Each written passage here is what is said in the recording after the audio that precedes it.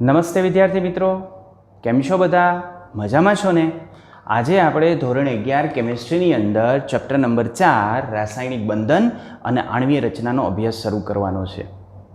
અને આજે આપણે જે ટોપિક લેવાના છીએ એ પહેલો ટોપિક છે 4.1 કે જેનું નામ છે રાસાયણિક બંધન અંગે લુઈસ અને કોસેલનો અભિગમ.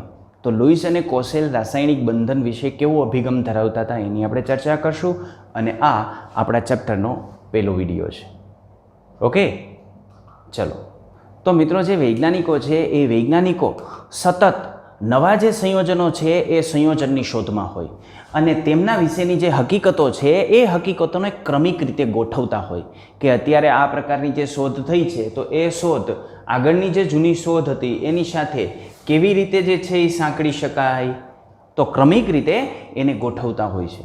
અને અત્યાર સુધી અસ્તિત્વ ધરાવતું જુદું જુદું જે જ્ઞાન છે, જુદા જુદા સિદ્ધાંતો હોય, કારણ કે આજે જે સંયોજનની શોધ કરી છે એના પહેલાં ઘણા બધા નિયમો તો શોધાયેલા હશે જ. તો અત્યાર સુધીના જે અસ્તિત્વ ધરાવતા જુદા જુદા જે જ્ઞાન છે એ જ્ઞાન સાથે તેમને સમજવાનો પ્રયત્ન કરવામાં આવે છે અને નવીન રીતે જે અવલોકિત થયેલી જે હકીકતો છે એ હકીકતો સમજવા માટે, એટલે માનો કે કોઈ નવીન રીતે, માનો કે કોઈ એવી બાબત સામે આવી કે જે અત્યાર સુધીના સિદ્ધાંતો છે એ સિદ્ધાંતોને આધારે આપણે નથી સમજી શકતા, તો એ અગાઉના મંતવ્યની અંદર કંઈ સુધારો કરવો પડે તો એ સુધારો કરે કે જેથી આગળનો જે સિદ્ધાંત હતો એની અંદર જે ક્ષતિ હોય એ ક્ષતિ દૂર થાય અને નવા સિદ્ધાંતનો ઉદય થાય. રેડી? તો વૈજ્ઞાનિકો જનરલી આ બધું કાર્ય જે છે એ કરતા હોઈએ છે. દ્રવ્ય એટલે શું? તો કોઈ પણ પ્રકારનો પદાર્થ છે એનો જે જથ્થો હોય એ જથ્થાને આપણે દ્રવ્ય કહીએ છીએ. તો આ જે દ્રવ્ય છે એ દ્રવ્ય એક અથવા તો જુદા જુદા પ્રકારના તત્વોનું બનેલું હોય. એ એક પ્રકારના તત્વોનું બનેલું હોય અથવા જુદા જુદા પ્રકારના તત્વોનું બનેલું હોય. દાખલા તરીકે માનો કે આપણે ડાયહાઇડ્રોજનની વાત કરીએ તો H2 એ એક જ પ્રકારના બે તત્વોનું બનેલું હોય. અને જો આપણે HCl ની વાત કરીએ તો એ બે જુદા જુદા પ્રકારના તત્વોનું બનેલું હોય. આ બંને દ્વિઅંગી સંયોજન છે. એક H2 છે અને એક HCl છે. એકમાં બે હાઇડ્રોજનના પરમાણુ જોડાયેલા છે, જ્યારે એકની અંદર એક હાઇડ્રોજન અને એક ક્લોરીનનો પરમાણુ જોડાયેલો છે. યાની આ એક અથવા જુદા જુદા પ્રકારના તત્વોનું બનેલું છે. કોણ? દ્રવ્ય. અને સામાન્ય પરિસ્થિતિની અંદર આ જે ઉમદા વાયુઓ છે એ એક એવા છે કે જે એકલા અટુલા જ હોય. દાખલા તરીકે ઉમદા વાયુઓ તમે જાણો છો કે હિલિયમ, તો હિલિયમ He સ્વરૂપે હોય, નિયોન એની સ્વરૂપે હોય, આર્ગોન Ar સ્વરૂપે હોય, ક્રિપ્ટોન, ઝેનોન આ બધા એકલા હોય. આમાં આવું ન જોવા મળે આપણને કે હિલિયમ 2 નિયોન Ni2 તરીકે જોવા મળે, આર્ગોન Ar3 તરીકે જોવા મળે, ક્રિપ્ટોન હોય તો Kr5 તરીકે જોવા મળે. આવું ન હોય. આ બધા એકલા અટુલા જ જોવા મળતા હોય. એ કોઈની સાથે સંયોજાય નહીં ને તેમ છતાં એ સ્થાયી છે. એટલા માટે તો આપણે એને કહીએ છીએ ઉમદા. આ ઉમદા વાયુ કહીએ એની પાછળનું કારણ શું છે? એ કે એની રાસાયણિક સક્રિયતા બિલકુલ ઓછી હોય અને સ્થિરતા ખૂબ વધારે હોય. એ એકલા જ જોવા મળે, કોઈની સાથે સંયોજાતા ન હોય, તેમ છતાં સ્થાયી હોય. એટલે ઉમદા વાયુઓ એક એવા છે કે જે સ્વતંત્ર અસ્તિત્વ ધરાવતા હોય અને એના સિવાયના કોઈ તત્વ કુદરતમાં સ્વતંત્ર અસ્તિત્વ ધરાવતું નથી. હવે આ જે વસ્તુ છે ને એ થોડીક આપણે સમજી લેશું. દાખલા તરીકે કુદરતની અંદર આપણે જોઈએ તો પ્લેટિનમ આપણને મુક્ત સ્વરૂપે જોવા મળે, ગોલ્ડ આપણને મુક્ત સ્વરૂપે જોવા મળે, કોપર છે એ કોપરના સંયોજન જોવા મળે, પણ 5% કોપર તો એવું હોય કે જે મુક્ત સ્વરૂપે આપણને જોવા મળતું હોય. એટલે આ વિધાન જથ્થાત્મક બાબત સાથે સાંકળવાનું છે કે આ બધા જે તત્વો છે ને એના સંયોજન વધારે પ્રમાણમાં જોવા મળતા હોય, મુક્ત અવસ્થાની અંદર, રેર કેસની અંદર જોવા મળતા હોય. બરાબર? પણ આ વાસ્તવિકતા આપણે ધ્યાનમાં લેશું કે પ્લેટિનમ છે, ગોલ્ડ છે, કોપર છે, સલ્ફર છે એ આપણને મુક્ત અવસ્થાની અંદર પણ જોવા મળતું હોય છે, પણ અલ્પ માત્રામાં. રેડી? ઓકે. પણ ઉમદા વાયુઓ છે ને એ મુક્ત અવસ્થાની અંદર જ હોય. એટલે ઉમદા વાયુ સાથે આપણે આની કમ્પેરિઝન કરીએ તો આપણે એવું કહી શકીએ કે આ બધા સ્વતંત્ર અસ્તિત્વ ધરાવતા નથી. અણુની આપણે વાત કરીએ તો અણુ આપણે કોને કહીએ છીએ? તો અણુ એટલે પરમાણુના સમૂહ. અણુ એટલે પરમાણુનો સમૂહ. તો જે પરમાણુનો સમૂહ છે એને આપણે અણુ કહીએ છીએ. દાખલા તરીકે આ પરમાણુનો સમૂહ H2, આ પરમાણુનો સમૂહ O2. તો આ જે પરમાણુનો સમૂહ છે તેને આપણે કહેશું અણુ. તો આને કહેવાય ડાયહાઇડ્રોજન વાયુ H2 નો અણુ, આને કહેવાય ઓક્સિજનનો અણુ, પરમાણુનો સમૂહ. H2O, બે હાઇડ્રોજન ને એક ઓક્સિજન આપણે જોડી દઈએ તો આને કહેવાય H2O. આ પણ છે અણુ. યાની અણુ એટલે શું? તો પરમાણુનો જે સમૂહ છે એ સમૂહને આપણે અણુ કહીશું. પણ આ અણુ કેવો હોવો જોઈએ? અસ્તિત્વ ધરાવતો હોવો જોઈએ. દાખલા તરીકે H2 ને અણુ કહેવાય, H3 ને અણુ ન કહેવાય. શા માટે? કારણ કે આનું અસ્તિત્વ ન હોય. O2 ને આપણે અણુ કહીએ છીએ, O3 ને આપણે અણુ કહીએ છીએ, પણ O4 ને આપણે અણુ નથી કહેતા. કેમ? તો કે આ અસ્તિત્વ ન ધરાવતો હોય. આ અસ્તિત્વ ધરાવતો હોય ડાયઓક્સિજન વાયુ તરીકે, અને આ અસ્તિત્વ ધરાવતો હોય ઓઝોન વાયુ તરીકે, પણ O4 ન હોય. એટલે અણુ એટલે પરમાણુનો સમૂહ, એ પાકી વાત. પણ એવા પરમાણુનો સમૂહ કે જે અસ્તિત્વ ધરાવતો હોય. જો એનું અસ્તિત્વ જ ન હોય તો એને અણુ કહેવાનો કોઈ મતલબ નથી. ઓકે, ચાલો. સાથે સાથે એ જે અણુ છે ને એને લાક્ષણિક ગુણધર્મો હોય. એ ચોક્કસ લાક્ષણિક ગુણધર્મ ધરાવતી એક સ્પીસીસ હોય, એક ઘટક હોય. દાખલા તરીકે માનો કે આપણે આ H2 ની વાત કરીએ,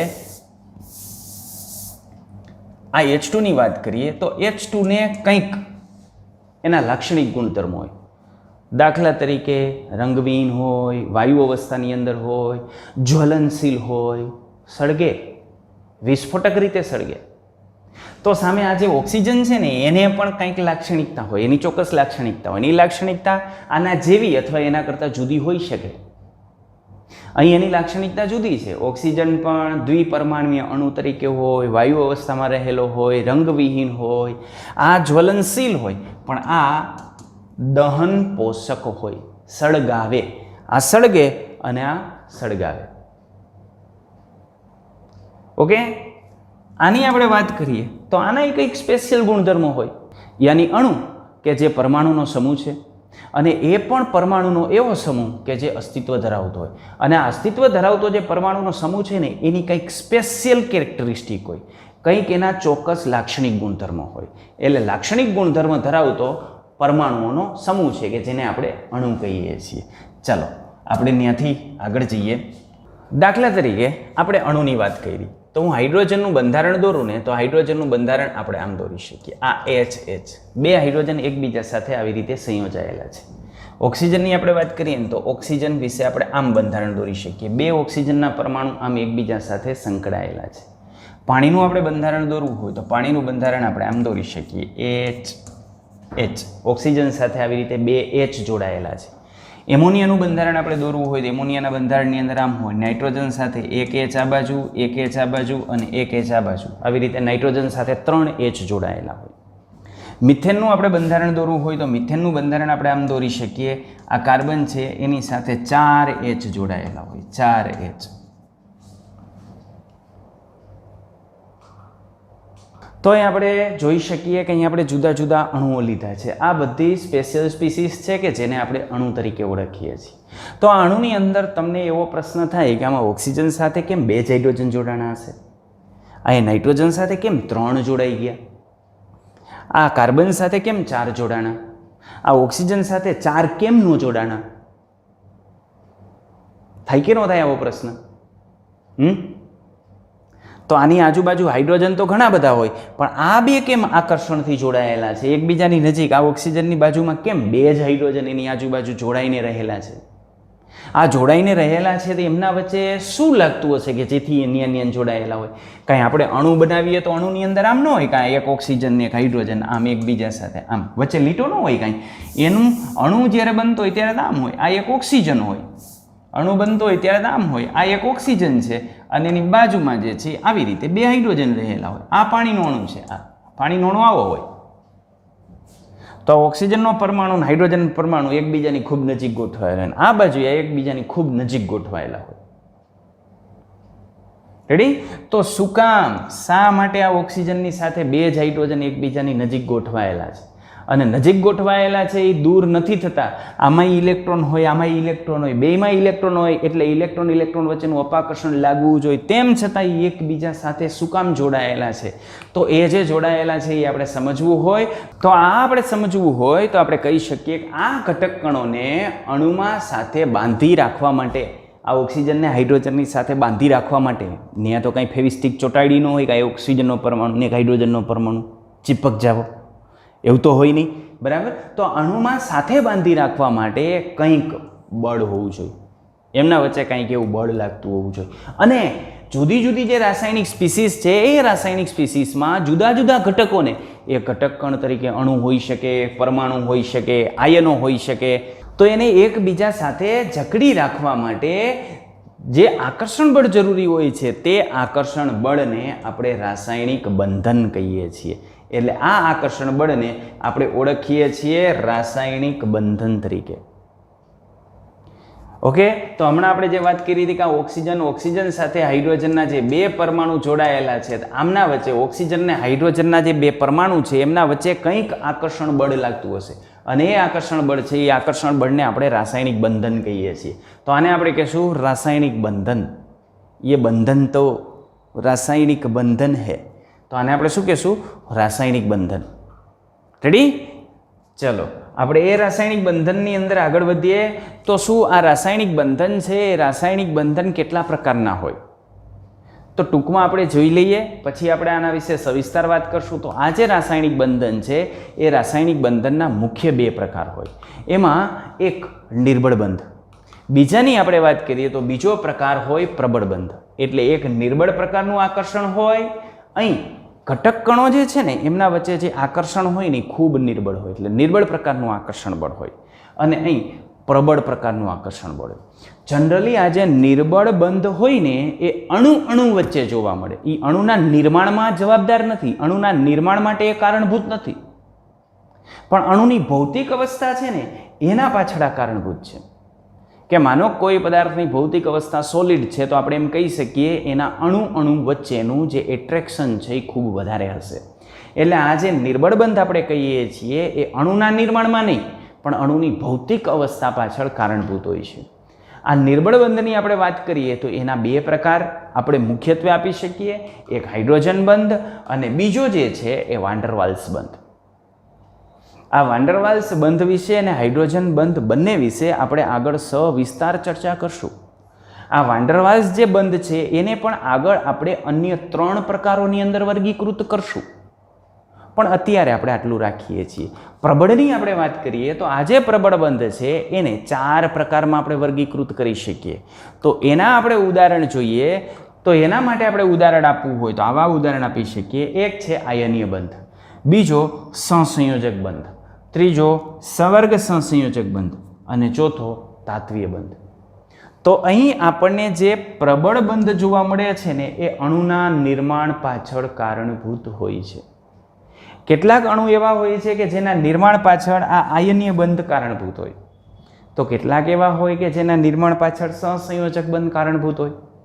તો કેટલીક આપણને એવી સવર્ગ સ્પીસીસ જોવા મળતી હોય, સવર્ગ ઘટકો જોવા મળતા હોય કે જેની અંદર સવર્ગ સહસંયોજક બંધ કારણભૂત હોય. તો કેટલાકની અંદર ધાત્વીય બંધ આપણને જોવા મળતો હોય. જનરલી ધાત્વીય બંધ જુદા જુદા પ્રકારની ધાતુઓમાં જોવા મળતો હોય. ઓકે, તો આ પ્રકારે આપણને એના વિવિધ સ્વરૂપો જોવા મળતા હોય. ક્લિયર?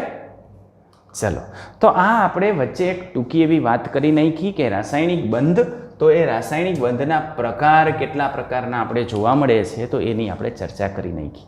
તો અહીં જે રાસાયણિક સંયોજનની રચના થાય છે એ રાસાયણિક સંયોજનની રચનામાં, આ રાસાયણિક સંયોજનની રચનામાં જુદા જુદા તત્વોના જુદી જુદી રીતે સંયોગીકરણ થતા હોય, આના જુદી જુદી રીતે સંયોગીકરણ થાય, અને એ સંયોગીકરણના ફલ સ્વરૂપે આપણને જુદા જુદા સંયોજનો મળતા હોય. એટલે જુદા જુદા જે રાસાયણિક સંયોજનની રચના થાય છે એ રાસાયણિક સંયોજનની અંદર જુદા જુદા તત્વો હોય અને એનું સંયોગીકરણ જુદી જુદી રીતે થતું હોય, યાની એમના વચ્ચે જુદા જુદા પ્રકારના બંધ નિર્માણ પામતા હોય, અને એના ફલ સ્વરૂપે આપણે વિવિધ પ્રકારના રાસાયણિક સંયોજનો બનતા હોય. તો આને લઈને આપણને ઘણા બધા પ્રકારના પ્રશ્નો ઉદ્ભવી શકે. પહેલું, પરમાણુઓ શા માટે સંયોજાય છે? હિલિયમનો પરમાણુ એકલો અટુલો રહે છે તો હાઇડ્રોજન કેમ બે એકબીજા સાથે જોડાઈ જાય છે?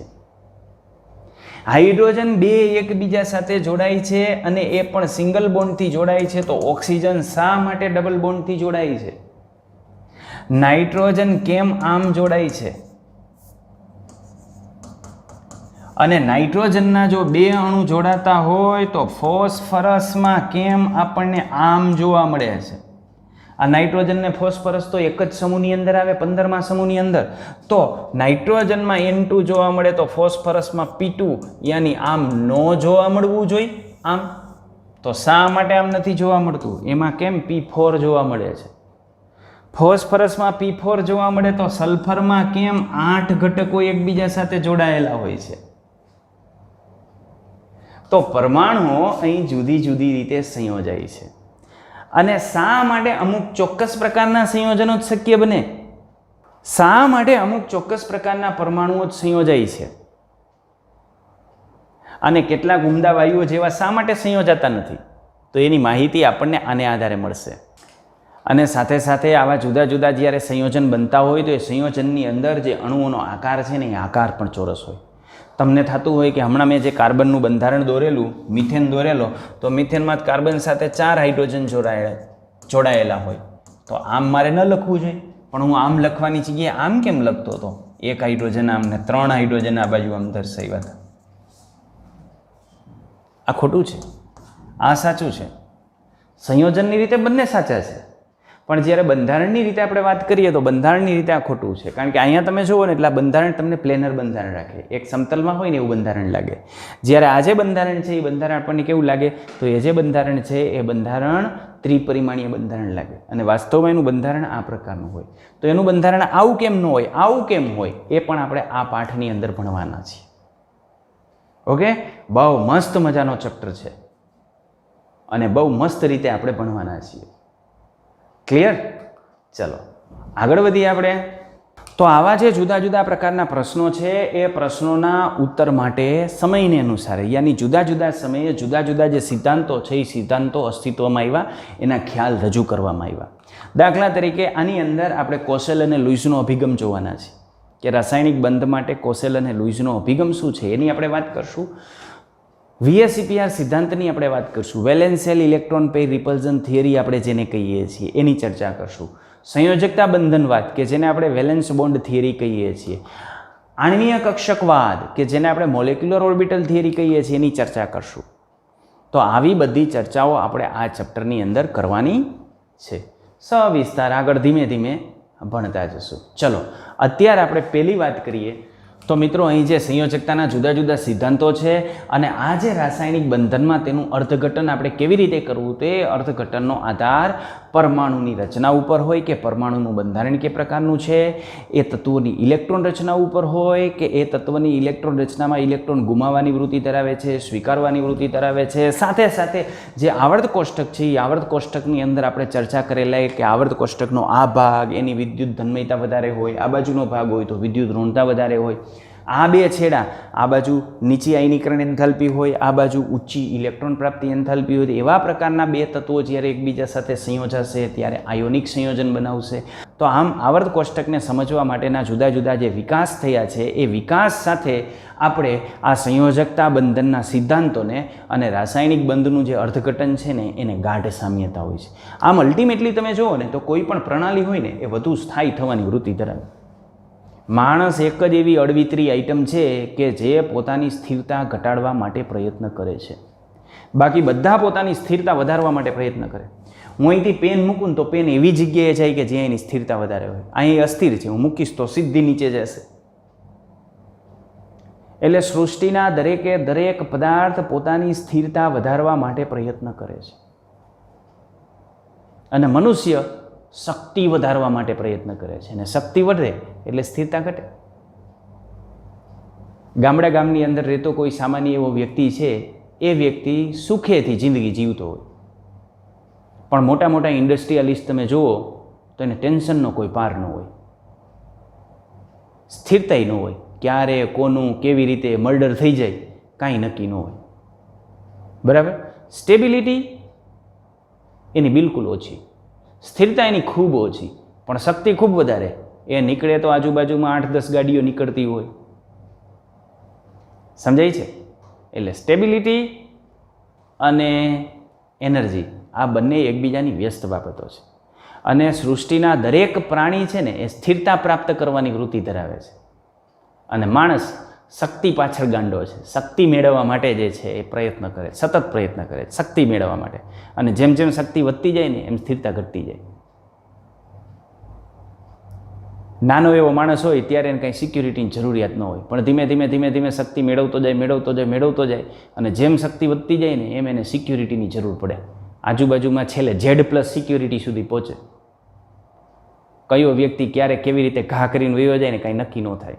એટલે આ વસ્તુ છે. શક્તિ અને સ્થિરતા એ એકબીજાના વ્યસ્ત પ્રમાણમાં છે. બરાબર? તો દરેકે દરેક જે સંયોજનો છે ને એ સંયોજનો અથવા અણુ બને છે તો આ જે પ્રક્રિયા છે ને એ વધુ સ્થાયી થવાની વૃત્તિ ધરાવતી હોય. અને જે બંધન છે ને એ બંધન આ જ પ્રકારનું પ્રણાલીની જે શક્તિ છે ને એ શક્તિ ઘટાડવાનું કામ કરે છે. કારણ કે જો પ્રણાલીની શક્તિ ઘટી જાય ને તો એની સ્થિરતામાં શું થઈ જાય? વધારો થઈ જાય અને એ વધુને વધુ સ્થાયીતા પ્રાપ્ત કરે. રેડી? ચાલો તો મિત્રો, આ રાસાયણિક બંધનને ઇલેક્ટ્રોનની સાપેક્ષમાં સમજવા માટે, ઇલેક્ટ્રોનના સંદર્ભમાં સમજવા માટે ઘણા બધા પ્રયત્નો થયા. પણ એમાં સૌથી પહેલાં 1916ની અંદર જે લુઈસ અને કોસેલ નામના સાયન્ટિસ્ટ હતા ને એ સાયન્ટિસ્ટોએ સ્વતંત્ર રીતે, બંને સાથે મળીને નહીં, બંને જુદા જુદી રીતે, સ્વતંત્ર રીતે, બહુ સારી રીતે આ જે ઇલેક્ટ્રોનના સંદર્ભમાં જે રાસાયણિક બંધ છે ને એ રાસાયણિક બંધ એ સમજાવી શક્યા. યાની કે ઇલેક્ટ્રોનના સંદર્ભમાં રાસાયણિક બંધની એને સંતોષકારક સમજણ આપી. કોને? લુઈસ અને કોસેલે 1916ની અંદર સૌથી પહેલાં. ઘણા બધા વૈજ્ઞાનિકો આમાં પ્રયત્ન તો કરતા જ હતા, પણ ઇલેક્ટ્રોનના સંદર્ભમાં રાસાયણિક બંધની સૌ પ્રથમ રજૂઆત જે છે આ બે વૈજ્ઞાનિકોએ સફળતાપૂર્વક કરી અને બંને જુદી જુદી રીતે કામ કરતા હતા, સાથે મળીને કામ નહોતા કરતા. એટલે બંનેએ જે રજૂઆત કરી ને એ પોતપોતાની સ્વતંત્ર રજૂઆત હતી. અને રાસાયણિક બંધની અંદર આ લુઈસ અને કોસેલ છે એ કોસેલનો જે અભિગમ છે એ અભિગમ ખૂબ અગત્યનો છે, જેમાં એણે તર્કબંધ સમજૂતી આપી. તાર્કિક રીતે કે આમ છે એટલા માટે આમ છે, તો તાર્કિક રીતે સમજૂતી આપી. અને એનો જે આધાર હતો ને એ આધાર હતો ઉમદા વાયુની નિષ્ક્રિયતા ઉપર. કે આ ઉમદા વાયુ છે એ શા માટે નિષ્ક્રિય છે? તો ઉમદા વાયુ નિષ્ક્રિય છે એની પાછળનું કારણ એને મળ્યું કે એ બધાની જે અષ્ટક છે ને એ અષ્ટક પૂર્ણ હોય, બધાની અષ્ટક પૂર્ણ હોય. તો એને આધારરૂપ બનાવ્યો. અને આ તો જાણતા જ હતા કે કોઈ પણ પરમાણુ છે એ સ્થિરતા પ્રાપ્ત કરવાની વૃત્તિ ધરાવે છે, અને સ્થિરતા પ્રાપ્ત કરવા માટે એને શક્તિ શું કરવી પડે? ઘટાડવી પડે. બરાબર?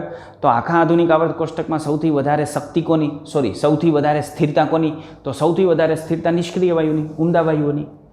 તો ઉમદા વાયુઓની અંદર એવું શું છે કે જેથી એ સૌથી વધારે સ્થાયી છે? તો બીજા પરમાણુ પણ એની માફક સ્થિરતા પ્રાપ્ત કરવા માટે શું કરશે? તો સ્થિરતા પ્રાપ્ત કરવા માટે એના જેવી ઇલેક્ટ્રોન રચના પ્રાપ્ત કરશે. એટલે લુઈસ અને કોસેલે આખો જે અભિગમ આપ્યો એ અભિગમ નિષ્ક્રિય વાયુઓના સંદર્ભમાં એને રજૂ કરેલો. ચાલો તો સૌ પ્રથમ આપણે લુઈસના અભિગમની વાત કરીએ. અને લુઈસના અભિગમમાં આપણે આગળ વધીએ તો લુઈસે આ જે પરમાણુ છે એ પરમાણુને એક ધનભાર ધરાવતા પરમાણુ કર્નલ તરીકે કહ્યું. શેના તરીકે? લુઈસે સૌ પ્રથમ પરમાણુ કર્નલની વાત કરી. પરમાણુ કર્નલ એટલે શું? તો ચલો હું પરમાણુ કર્નલની વાત કરું. દાખલા તરીકે સોડિયમ છે એને, કે જેનો પરમાણુ ક્રમાંક 11 છે. આ પરમાણુ ક્રમાંક 11 હોય એટલે એનું બંધારણ આ પ્રકારનું હોય. આ પરમાણુનું કેન્દ્ર, રેડી? આ પરમાણુના કેન્દ્રની આજુબાજુની પેલી કક્ષક કે જેમાં કેટલા ઇલેક્ટ્રોન ગોઠવાયેલા હોય? 2 ઇલેક્ટ્રોન ગોઠવાયેલા હોય. આ 2 ઇલેક્ટ્રોન. આ પરમાણુના કેન્દ્રની આજુબાજુની બીજી કક્ષક કે જેની અંદર ગોઠવાયેલા જે ઇલેક્ટ્રોન છે એ ઇલેક્ટ્રોનની સંખ્યા 8 હોય. તો આની અંદર 8 ઇલેક્ટ્રોન આ રીતે ગોઠવાયેલા હોય. ક્લિયર? ઓકે. હવે એની સંયોજકતા કક્ષા, અહીંયા સ્ક્રીનિંગ અસર વધુ હોય એટલે આ જે કક્ષક છે એ એના કરતાં વધારે દૂર હશે. તો આ સંયોજકતા કક્ષા રેડ કલરથી આપણે દર્શાવી છે, એમાં 1 ઇલેક્ટ્રોન હોય. રેડી? તો આ જે રેડ કલરની છે એ બાહ્યતમ કક્ષા છે કે જેને આપણે સંયોજકતા કક્ષા તરીકે ઓળખીએ છીએ. અને એમાં રહેલા જે ઇલેક્ટ્રોન છે એને સંયોજકતા કક્ષાના ઇલેક્ટ્રોન કહેવાય. અને એના સિવાયનો આ જે બ્લુ ભાગ છે એ બ્લુ ભાગને આપણે શું કહીએ છીએ? આ બ્લુ ભાગ એને કહેવાય કર્નલ. એટલે આને આપણે કહીશું પરમાણુ કર્નલ. હવે આ પરમાણુ કર્નલમાં કેટલાનો સમાવેશ થાય? તો આની અંદર પ્રોટોન હોય. કેટલા પ્રોટોન હોય? 11 હોય. અને આની અંદર ઇલેક્ટ્રોન આવશે. કેટલા ઇલેક્ટ્રોન આવશે? 10 ઇલેક્ટ્રોન આવશે. સંયોજકતા ઇલેક્ટ્રોન એમાંથી નીકળી જશે. બરાબર? તો હંમેશા પરમાણુ કર્નલની અંદર પ્રોટોનની સંખ્યા વધુ હોય. ઇલેક્ટ્રોન તો હોય જ, પણ સંખ્યા પ્રોટોનની વધારે હોય. એટલે આ પરમાણુ કર્નલનો વીજભાર આપણે જોઈએ ને તો અહીંયા આ જે પરમાણુ કર્નલ છે એ ધન વીજભારિત થશે.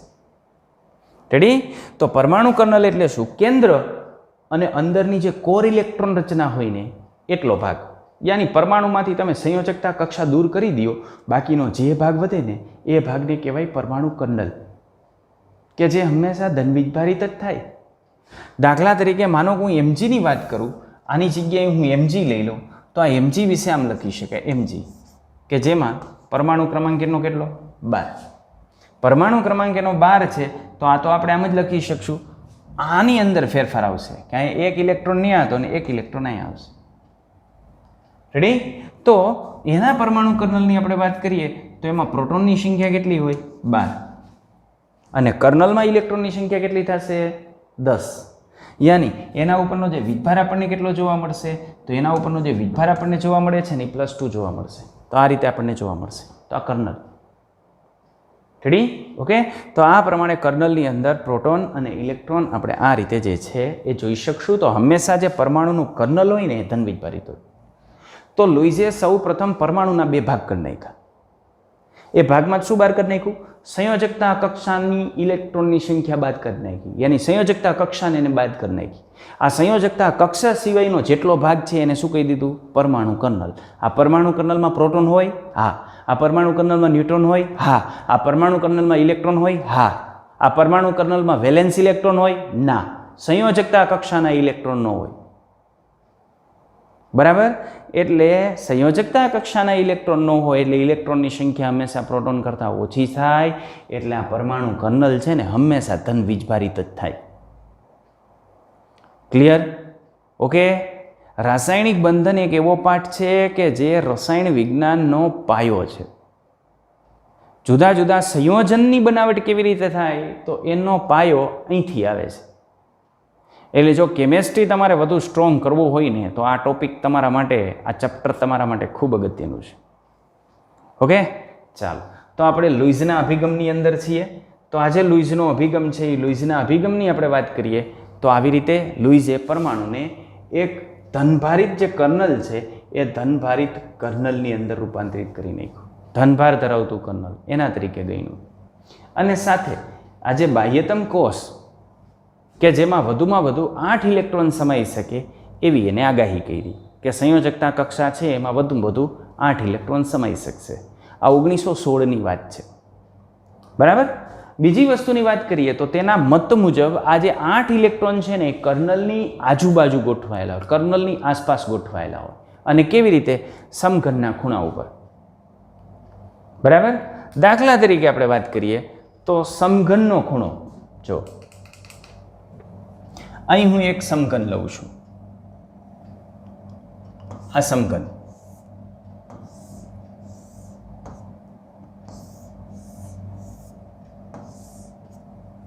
રેડી? ક્લિયર? આ શું થઈ ગયું? સમઘન. હવે હું તમને એક વાત કહું કે તમારા ઘરની અંદર જે ગોળ વસ્તુ હોય, ગોળ વસ્તુ, માનો કે આપણે એક બટેકું ગોતીએ, એવું બટેકું ગોતીએ જે સંપૂર્ણ ગોળ હોય.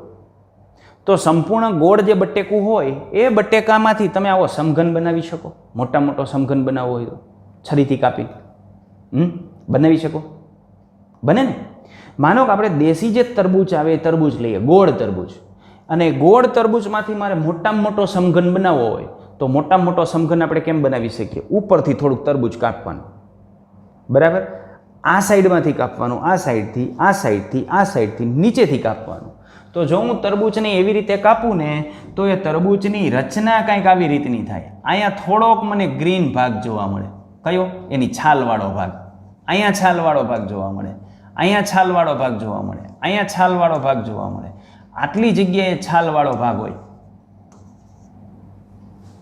પછી થોડાકમાં સફેદ જોવા મળે અને બાકી આવો સમઘન બને. તો ગોળ તરબૂચમાંથી તમે સમઘન બનાવવા માટે પ્રયત્ન કરો ને મોટામાં મોટું સમઘન એટલે અહીંયા જે ખૂણા ઉપર છે ને એ ખૂણા ઉપર શું આવે? તરબૂચની છાલ આવે, થોડીક જ પણ છાલ આવે ને, પછી સફેદ ભાગ આવે અને આ વચ્ચેનો ભાગ છે ને આવો રેડ હોય. ઇન શોર્ટ કે આ જે સમઘનના ખૂણા છે ને 8 ખૂણા એ ગોળા ઉપર હોય. તરબૂચ કેવું હતું? ગોળાકાર. અને એના આપણે આવી રીતે સ્પીસીસ કરી નાખીએ, આવી રીતે એને કટ કરીએ તો આ જે ખૂણા છે એ ખૂણા રેડ કલરના હોય. તરબૂચ મળે ને માર્કેટમાં ત્યારે ટ્રાય કરજો. અને આપણા દેશી તરબૂચમાં, તાઇવાનના તરબૂચમાં નહીં, એમાં ભેગું ન થાય. ક્લિયર? આપણું દેશી તરબૂચ જે ગોળ તરબૂચ હોય ને ગોળ તરબૂચની અંદર. ક્લિયર? બરાબર. ગોળ તો ટમેટું હોય પણ એને આવી રીતે કાપી ન શકાય, જ્યુસ થઈ જાય સીધો. બરાબર. ચાલો, તો આ રીતે એને શું કીધું? સમઘનના કેટલા ખૂણા છે? 8 ખૂણા. તો લુઈસે એવું કીધું કે આ સમઘનના 8 ખૂણા છે ને એ સંયોજકતા ઇલેક્ટ્રોનના સ્થાન છે. દાખલા તરીકે માનો કે આપણે સોડિયમનો પરમાણુ લઈએ ને તો આ સોડિયમનો પરમાણુ, તો સોડિયમના પરમાણુની અંદર જે સંયોજકતા ઇલેક્ટ્રોન હોય ને 8 ખૂણામાંથી એક જગ્યાએ હોય. કારણ કે સોડિયમની સંયોજકતા કક્ષકમાં એક જ ઇલેક્ટ્રોન હોય. માનો ક્લોરીન આપણે લઈએ તો ક્લોરીનની સંયોજકતા કક્ષકમાં 7 પરમાણુ, 7 ઇલેક્ટ્રોન હોય. તો આ જે 8 ખૂણા છે ને એમાંથી 7 જગ્યાએ ઇલેક્ટ્રોન રહેલા હોય, એક જગ્યા ખાલી હોય. સમજાણી વાત? તો આ રીતે જે લુઈસ છે એ લુઈસે એવું કીધું કે સમઘનના જે 8 ખૂણા છે, 8 ખૂણા ઉપર સંયોજકતા ઇલેક્ટ્રોન આવી રીતે ગોઠવાયેલા હોય. આમ આપણે સોડિયમના પરમાણુની વાત કરીએ તો એની બાહ્યતમ કક્ષામાં એક જ ઇલેક્ટ્રોન હોય. તો આ જે 8 ખૂણા છે એ 8 ખૂણામાંથી કોઈ પણ એક ખૂણા ઉપર સોડિયમનો ઇલેક્ટ્રોન રહેલો હોય. માનો ઇલેક્ટ્રોનને હું કાળા તરીકે દર્શાવું તો આ 8માંથી કોઈ પણ એક ખૂણા ઉપર ઇલેક્ટ્રોન રહેલો હોય. આ જગ્યાએ ઇલેક્ટ્રોન રહેલો છે. અને સોડિયમનું કેન્દ્ર ક્યાં હોય? અહીંયા મધ્યસ્થ ભાગમાં. આ સમઘનના મધ્યસ્થ ભાગની અંદર સોડિયમનું કેન્દ્ર હોય. ક્લિયર આટલું? અને આવી જ રીતે જો આપણે ક્લોરીનની વાત કરીએ અને અહીં હું જે છે એ લઈ લઉં ક્લોરીન, તો ક્લોરીનની સંયોજકતા કક્ષકમાં 7 ઇલેક્ટ્રોન હોય. તો એક સ્થાન ખાલી હોય અને બાકીના જે 7 સ્થાન છે કોઈ પણ એક સ્થાન ખાલી, કોઈ પણ એક ખાલી, અને બાકીના જે 7 સ્થાન છે ને ત્યાં આવી રીતે સંયોજકતા ઇલેક્ટ્રોન ગોઠવાયેલા હોય. તો આ બાજુનું એક સ્થાન હું ખાલી રાખી દઉં છું. અહીંયા Cl નું કેન્દ્ર હોય અને આવી રીતે સમઘનના જે 7 ખૂણા છે એના ઉપર એક એક ઇલેક્ટ્રોન ગોઠવાયેલા હોય અને એક સ્થાન ખાલી હોય. બરાબર. જ્યારે જો આપણે ક્લોરીન લઈએ તો આવી રીતે 7 ઇલેક્ટ્રોન રહેલા હોય અને આવી જ રીતે જો આપણે ઉમદા વાયુની વાત કરવા જઈએ તો આ ઉમદા વાયુના 8 ખૂણા ઉપર એક એક ઇલેક્ટ્રોન ગોઠવાયેલા હોય. રેડી? ચલો. અને આ પ્રકારે 8 જગ્યાએ જો ઇલેક્ટ્રોન ગોઠવાયેલા હોય તો ઉમદા વાયુ સ્થાયી હોય છે. એટલે આના પરથી આપણે કહી શકીએ કે જુદા જુદા પરમાણુની અંદર જો આવી રીતે અષ્ટક પ્રાપ્તિ થઈ જાય ને તો એ સંયોજન સ્થાયી બને. તો અહીં લુઈસે જે વાત કરી કે ઉમદા વાયુ હોય તો એના 8 ખૂણા ઉપર એક એક ઇલેક્ટ્રોન રહેલા હોય, સમઘનના 8 ખૂણા ઉપર એક એક ઇલેક્ટ્રોન રહેલા હોય. એના પરથી એને અષ્ટક પ્રાપ્તિનો સિદ્ધાંત ધ્યાનમાં આવ્યો. તો એને આવું પ્રતિપાદન કર્યું કે આ પરમાણુ જ્યારે રાસાયણિક બંધથી જોડાય છે ત્યારે એની અંદર સ્થાયી અષ્ટક પ્રાપ્ત કરે છે. ઉમદા વાયુની જેમ સ્થાયી અષ્ટક પ્રાપ્ત કરે છે. દાખલા તરીકે સોડિયમ, એની સંયોજકતા કક્ષામાં કેટલો ઇલેક્ટ્રોન હતો? 1. અને ક્લોરીન, એની સંયોજકતા કક્ષકમાં કેટલા ઇલેક્ટ્રોન હતા? 7 ઇલેક્ટ્રોન. તો એની બાબતમાં આપણે ચર્ચા કરીએ તો આ સોડિયમમાં 1 ઇલેક્ટ્રોન અને ક્લોરીન પરમાણુની અંદર જે 7 ઇલેક્ટ્રોન હતા, તો જો આનો 1 ઇલેક્ટ્રોન આ ક્લોરીન પરમાણુની અંદર બદલી પામે તો સોડિયમની અંદર હવે એની ઇલેક્ટ્રોન રચના કેટલી થઈ જાય? 2 8. એટલે 12 સંયોજકતા પૂરી થઈ ગઈ. અને ક્લોરીન એક મેળવે છે, 7 હતા ને એક મેળવે છે, એટલે ક્લોરીનની અંદર 8 ઇલેક્ટ્રોન થઈ જાય. તો બંનેની અષ્ટક પ્રાપ્તિ થઈ જાય એટલા માટે સોડિયમ આની અંદર 1 ઇલેક્ટ્રોન ગુમાવી અને એને પ્લસ આયન બનાવે અને Cl 1 ઇલેક્ટ્રોન સ્વીકારી અને Cl માઇનસ આયન બનાવે. બરાબર.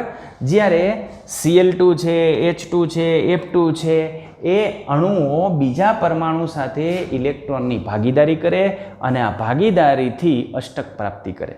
જો કે આ H2 ની અંદર અષ્ટક પ્રાપ્તિ નહીં થાય.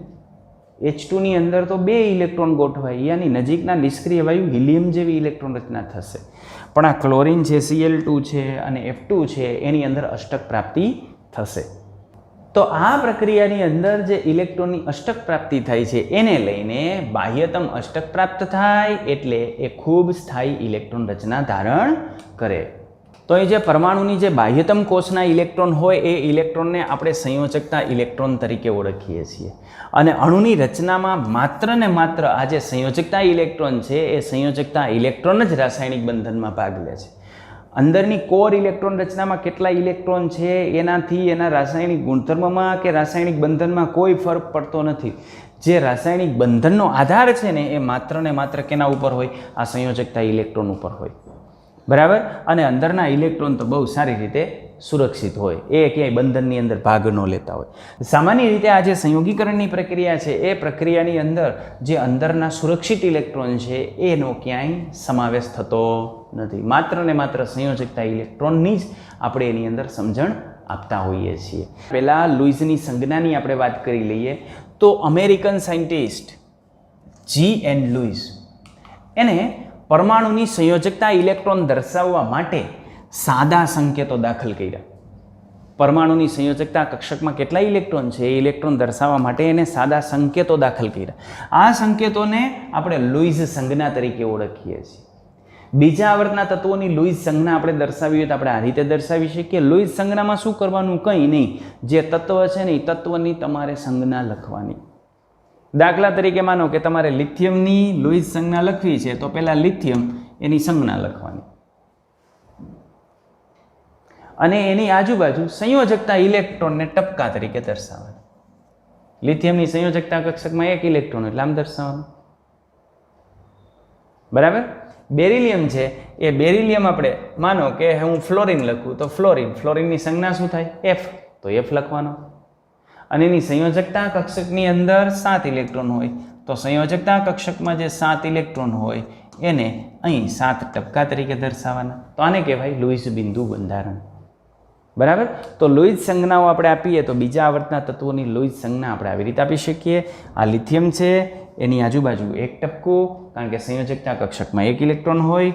બેરિલિયમની સંયોજકતા કક્ષકમાં 2 ઇલેક્ટ્રોન હોય. બોરોનની સંયોજકતા કક્ષકમાં 3 ઇલેક્ટ્રોન હોય. કાર્બનની સંયોજકતા કક્ષકમાં 4 ઇલેક્ટ્રોન હોય. જો આ ઇલેક્ટ્રોનની ગોઠવણી જુદી જુદી થઈ અને હવે 4 થી એનું સંયુગ્મીકરણ થાય એટલે 5.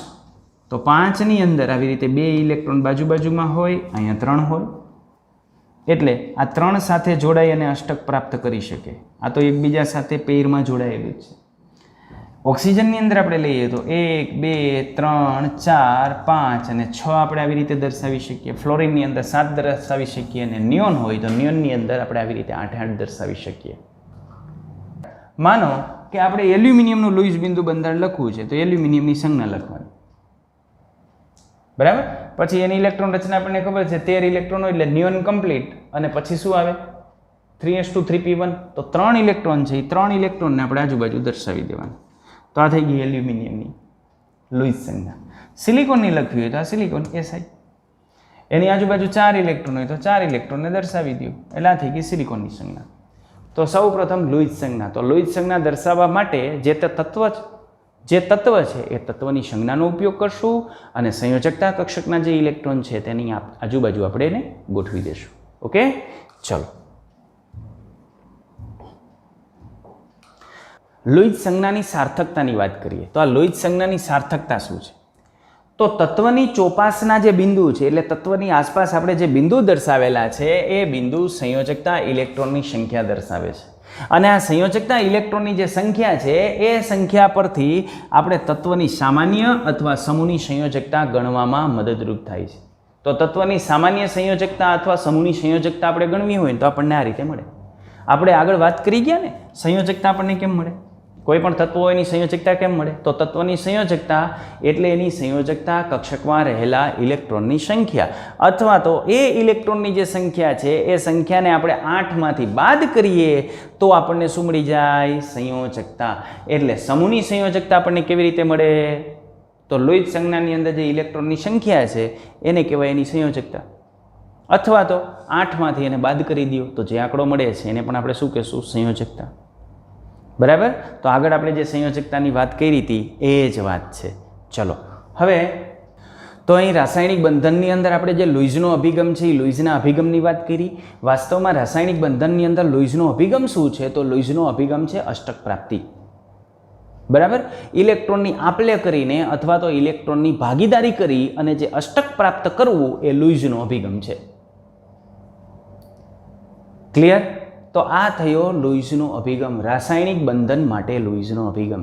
જો લુઈઝના અભિગમની વાત કરવાની થાય, લુઈઝનો અભિગમ આપણને પૂછે તો આપણે આ વસ્તુ ધ્યાનમાં લેવી પડે, આ વસ્તુની ચર્ચા એની સાથે કરવી પડે. ઓકે, તો ચાલો હવે આપણે જોઈએ કોસેલનો અભિગમ શું છે. તો કોસેલનો અભિગમ, ચલો તો હવે રાસાયણિક બંધનની અંદર આપણે કોસેલના અભિગમની અંદર આપણે આગળ વધીએ. તો આ રાસાયણિક બંધનની અંદર કોસેલનો અભિગમ, તો રાસાયણિક બંધનની અંદર કોસેલના અભિગમની આપણે વાત કરીએ તો કોસેલનો અભિગમ એવો હતો કે કોસેલે રાસાયણિક બંધનની અંદર કેટલીક હકીકતો જે છે એ ધ્યાનમાં લીધી. એને આધુનિક આવર્ત કોષ્ટકની અંદર આ જોયું કે સૌથી ઊંચા વિદ્યુત ઋણ તત્વો કે જેને હેલોજન આપણે કહીએ છીએ, તો હેલોજન છે એની રાસાયણિક હેલોજન કે જેની વિદ્યુત ઋણતા સૌથી વધારે છે, અને સૌથી વિદ્યુત ધનમય તત્વ આપણે લઈએ તો એ આલ્કલી તત્વો છે.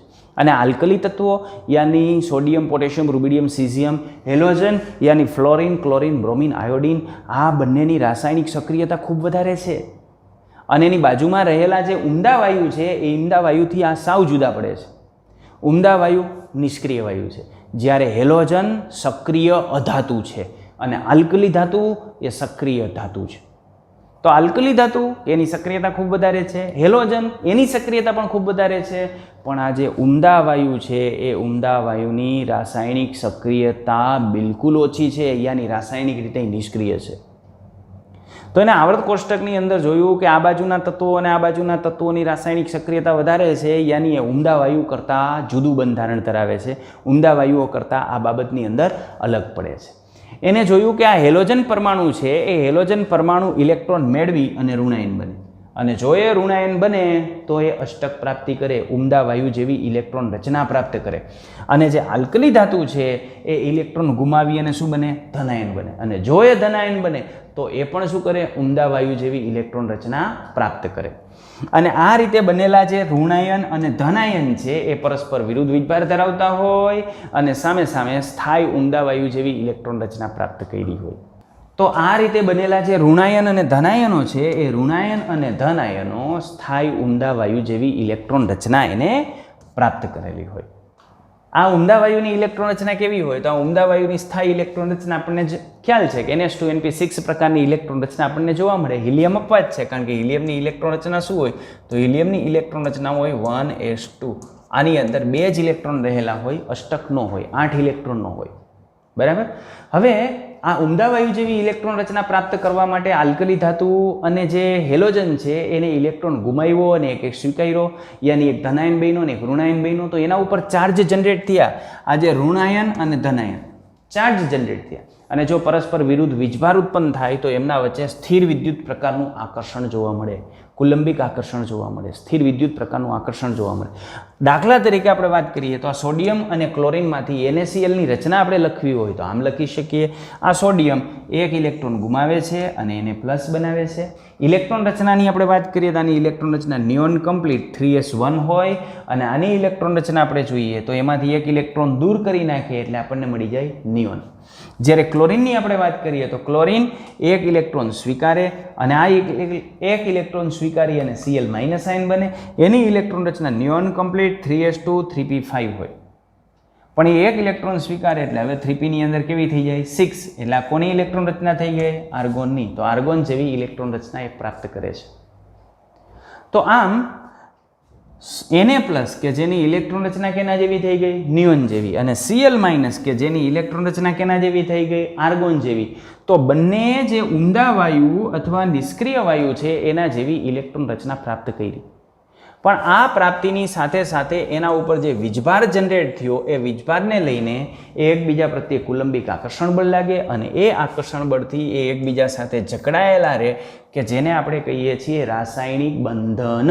અને અહીં જે બંધન હોય એને આપણે કહીશું આયનીય બંધ. આગળ આપણે ચર્ચા કરશું. તો આ રીતે એને આપણે NaCl અથવા Na પ્લસ ને Cl માઇનસ એકબીજાની નજીક આ રીતે દર્શાવતા હોય, NaCl અથવા Na પ્લસ NCl માઇનસ. આના બંધારણની આપણે વાત કરીએ તો આ પ્રકારનું આનું બંધારણ હોય. આના બંધારણની અંદર અલ્ટરનેટિવ NaCl ગોઠવાયેલા હોય. આ માનો કે મોટો જે ગોળો છે એને હું Cl માઇનસ કહું તો આ જે ભાગ છે એને આપણે કહેશું Na પ્લસ. તમે કોઈ પણ જગ્યાએ જુઓ તો અલ્ટરનેટિવ જ હશે. દાખલા તરીકે જો Cl minus Na plus, Cl minus Na plus, Cl minus Na plus, Cl minus Na plus, Cl minus Na plus, Cl minus Na plus, Cl minus Na plus, Cl minus Na plus, Cl minus Na plus, Cl minus Na plus, Cl minus Na plus, Cl minus Na plus, Cl minus Na plus, ગમે એ બાજુ જાઓ, આમ જ આવે. બરાબર. તો આવી જે રચના છે આમાં Na અને Cl એકબીજા સાથે ગોઠવાયેલા હોય, આવી રીતે ગોઠવાયેલા હોય, આને કહેવાય એની સ્ફટિક જાડી રચના, કે જેની પણ આપણે આગળ ચર્ચા કરશું. પણ NaCl આ પ્રકારનું બંધારણ ધરાવતો હોય. ઓકે, ચલો ત્યાંથી આપણે આગળ વધીએ. બીજું ઉદાહરણ આપણે જોઈએ તો બીજા ઉદાહરણની અંદર આપણી પાસે છે CaF2. તો CaF2 ની રચના આપણે કેવી રીતે દર્શાવી શકીએ? તો જો CaF2 ની રચના કરવી હોય તો કેલ્શિયમ એની સંયોજકતા કક્ષકમાં 2 ઇલેક્ટ્રોન હોય, એ 2 ઇલેક્ટ્રોન દૂર કરે તો આર્ગોન જેવી ઇલેક્ટ્રોન રચના પ્રાપ્ત થાય. યાની 2 ઇલેક્ટ્રોન દૂર કરે અને Ca+2 બને.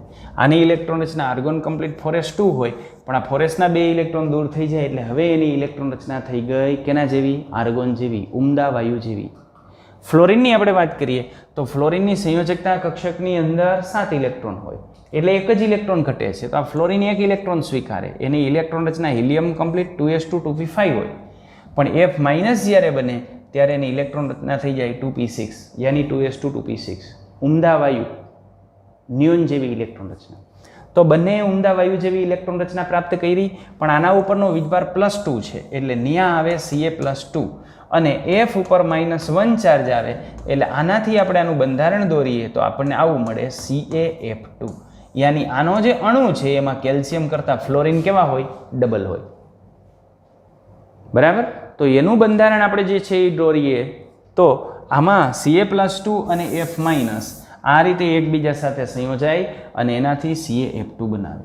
એનું જો બંધારણ આપણે ડ્રો કરવું હોય તો એનું બંધારણ આપણે આમ ડ્રો કરી શકીએ. આ એનું બંધારણ છે કે જેમાં લાલ લાલ ગોળા છે એ કેલ્શિયમના છે અને વચ્ચેના જે પાર્ટ છે એ F- બ્લુ ગોળો છે એ F- નો છે. બરાબર, રેડી? તો આ પ્રકારનું બંધારણ હોય. હવે આ બંધારણની અંદર તમે જો લાલ ટપકા ગણશો તો ટપકાની સંખ્યા ભલે વધારે હોય. આ ટપકું 1 2 3 4 5 6 7 8 9 10 11 12 13 ને 14. તો વળી પાછા એમ વિચારતા નહીં કે આમાં કેલ્શિયમ 14 છે. આ એક એકમ કોષ છે, આમાં ભાયુ ભાગ પડે. આ જે ખૂણો હોય ને, ખૂણો, એ ખૂણાનો આખો કેલ્શિયમ આના ભાગમાં ન આવતો હોય, એનો 8મો ભાગ આના ભાગમાં આવતો હોય. બરાબર. એટલે એનો અભ્યાસ વળી પાછા આપણે 12મા ધોરણની અંદર ઘન અવસ્થામાં કરશું. પણ અત્યારે તમે માત્ર એનું બંધારણ જે છે એ જોવો તો એનું બંધારણ આ રીતનું હોય કે અહીંયા કેલ્શિયમ આવી રીતે ગોઠવાયેલા હોય, અહીં વચ્ચેના ભાગની અંદર ફ્લોરિન આ રીતે ગોઠવાયેલા. ઓકે, સવિશેષ આ બંધારણની ચર્ચા આપણે ધોરણ 12ની અંદર ઘન અવસ્થામાં કરશું. ત્યારે આપણે આ બંધારણમાં સાબિત કરશું કે આની અંદર કેલ્શિયમના ભલે 14 ટપકા દેખાતા હોય, વાસ્તવમાં કેલ્શિયમમાં 4 જ આવતા હોય. બરાબર. કારણ કે આ એક ટપકું 8 આવા ભાગની અંદર સહિયારું આવતું હોય. બરાબર. એવી રીતે બધાનું જુદું જુદું કોન્ટ્રીબ્યુશન હોય, એને લઈને આ પ્રકારનું બંધારણ આપણને એનું જોવા મળે. અત્યારે માત્ર બંધારણ તમે જોઈ રાખો, બંધારણ દોરવાનું નથી, આ તો માત્ર જોવા માટે કે આવું બંધારણ હોય. ઓકે, ચલો.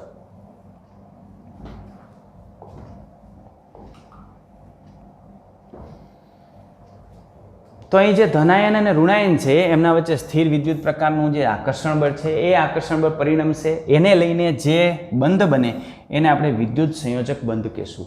એને ઇલેક્ટ્રોવેલેન્ટ બોન્ડ તરીકે આપણે ઓળખીએ છીએ. વિદ્યુત સંયોજક બંધ અથવા આયનીય બંધ તરીકે આપણે એને ઓળખીએ છીએ. આમ આ જે વિદ્યુત સંયોજકતા છે એ આયન ઉપર રહેલા એકમ ભારની સંખ્યા છે.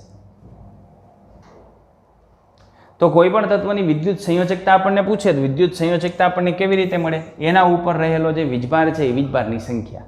દાખલા તરીકે કેલ્શિયમ ફ્લોરાઇડની આપણે વાત કરીએ તો કેલ્શિયમ ઉપર +2 ચાર્જ આવે +2 ચાર્જ આવે એટલે એની સંયોજકતાને આપણે 2 વડે નિર્દેશિત કરીએ છીએ અને ફ્લોરિન છે એના ઉપર -1 વીજભાર આવે એટલે એની જે વિદ્યુત સંયોજકતા છે એ વિદ્યુત સંયોજકતા કેટલી થાય? 1 થાય.